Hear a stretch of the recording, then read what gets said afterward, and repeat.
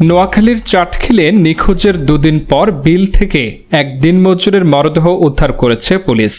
রোববার ২২ সেপ্টেম্বর দুপুর ১২টার দিকে উপজেলার হাটপুকুরিয়া ঘাটলাবাগ ইউনিয়নের ৭ নম্বর ওয়ার্ডের কেশুরবাগ এলাকার কাজী বাড়ির পূর্ব পাশের বিল থেকে মরদেহটি উদ্ধার করা হয়।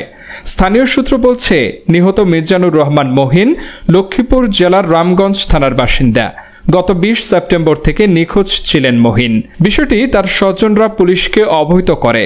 রোববার সকালে উপজেলার কেশুরবাগ এলাকায় বিলের মাঝখানে তার লাশ ভাসতে দেখে স্থানীয়রা। পরে নিহতের শ্বশুর বাড়ির লোকজন তাকে শনাক্ত করেন। কিছুদিন পূর্বে ভিকটিম তার শ্বশুর বাড়ির গোবিন্দপুরের পার্শ্ববর্তী এক গৃহবধূর থেকে ১.৫ লক্ষ টাকা ধার নিয়ে পরিশোধ করেনি। ভিকটিমের আত্মীয় স্বজনের ধারণা, টাকা সংক্রান্ত বিষয় নিয়ে ভিকটিমকে মারধর করে বিলের মধ্যে লাশ ফেলে রাখতে পারে।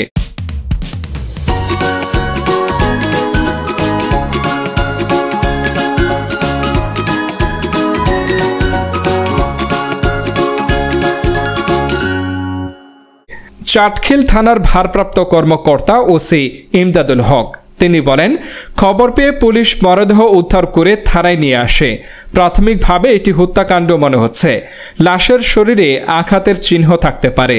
শরীর ফুলে যাওয়ায় সঠিকভাবে বোঝা যাচ্ছে না।